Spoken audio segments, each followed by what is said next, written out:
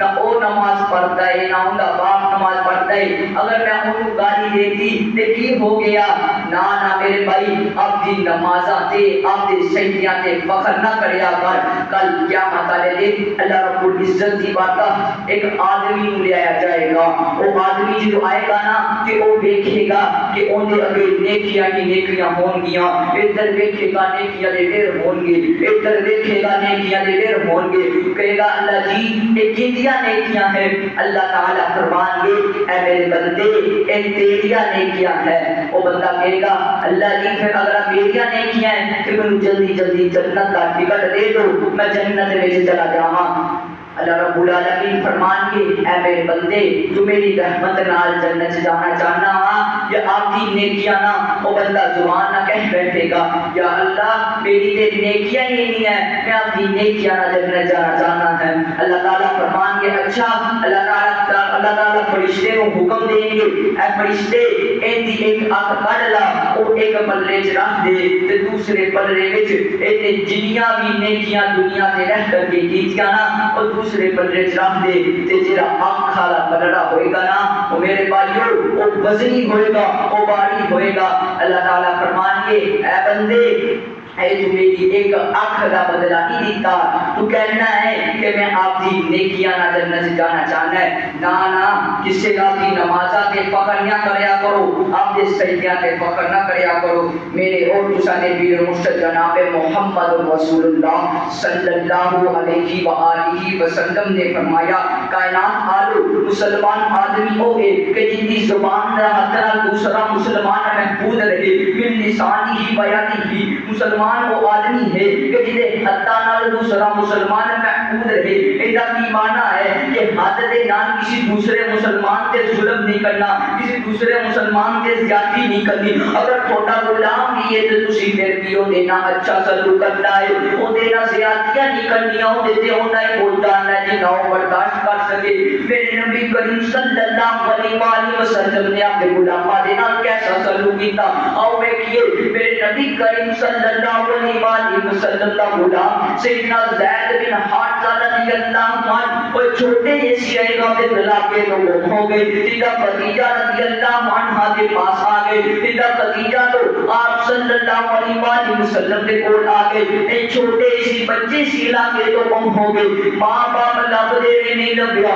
اور لوگوں اگر اولاد گم ہو جاتے تھے ماں پیو کو دکھ برداشت نہیں ہوندا، اگر اولاد چھٹ کے چلی جائے موت ہو جاوے تے پھر تے بندہ برداشت کر لیتا ہے۔ کہنا دے نے یہ بھی کیا ہتھی دفن کریے جنہاں نوں تے لچھی ہو آس ملندی، بچڑ گیا جنہاں دا ہمیشہ دی آس ملندی ہو رہندی۔ حضرات حضرت زید بن حارثہ رضی اللہ عنہ دا باپ رضی اللہ عنہ دا باپ بڑا ہی امیر آدمی سی، او لب دے لیکن نہیں لبدے، پھر وہ آتے نہ رات نوں چار پائی دے آ کر کے لیٹ دے تے انہاں نوں خیال آ جاتا کہ پتہ نہیں میرے بیٹے نوں چار پائی لگتی ہے نہیں لبھی۔ آج اگر کسی کا بیٹا یا بیٹی گم ہو جائے ماں منہ کو لے کے جاوے تے انہوں خیال آ جاتا ہے پتہ نہیں کہ میرے بیٹے نے کھاتا ہوئے گا کہ نہیں کھاتا ہوئے گا، ماں دے ہتھوں لقمہ تھلے گر جاتا ہے، خیال آتا ہے پتہ نہیں میرے بیٹے نوں میرے لال نوں لبیا ہوئے گا کہ نہیں لبیا ہوئے گا۔ حضرات ماں پیو نوں بڑا ہی دکھ ہوتا ہے جدوں گم ہو جاوے تو ماں باپ نے تلاش جاری رکھی، لاتے مدینہ آ گئے، پتہ لگیا کہ چھوٹا بیٹا آقا علیہ السلام دے کوئی غلام بن کے رہ گیا ہے۔ آقا علیہ السلام دے کول آئے نا آ کر کے ملے، عرض کی تھی سونیا میرا بیٹا زید چھوٹے کو غلام بن کے رہ گیا ہے۔ فرمایا زید ذرا باہر تے آنا، میں زید رضی اللہ عنہ بار آئے تو دیکھیا آپ فرماتے ہیں کہ جاننا ہے کہ کیڑا شخص ہے جو انہوں پہچانتا ہے کہ آپ زید رضی اللہ فرماتے ہیں کہ جی آقا جی یہ میرے بابا ہے میرے باپ ہے، پیر کر کے گلے ملے اور کہتے ہیں السلام علیکم۔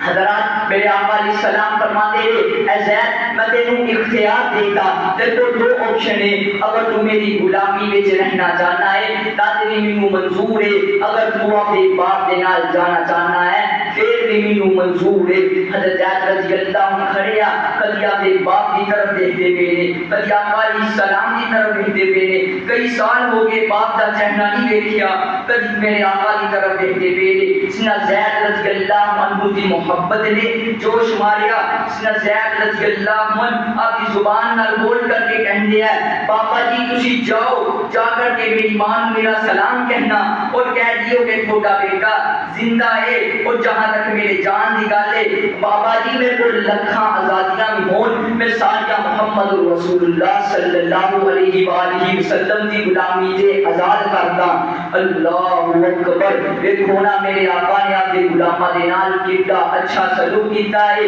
اپنے ماتحتہ دے نال کیڑا اچھا سلوک کیتا ہے حقوق العباد کے بعد بھی شامل ہے کہ اپنے غلاماں نال اپنے مزدوراں نال اچھا سلوک کرنا ہے سیدنا حسن بن علی رضی اللہ عنہ انہاں ایک لونڈی سی کالے دے رنگ دی لونڈی اور لونڈی بہت ہی زیادہ خدمت گزار لونڈی سی ایک دن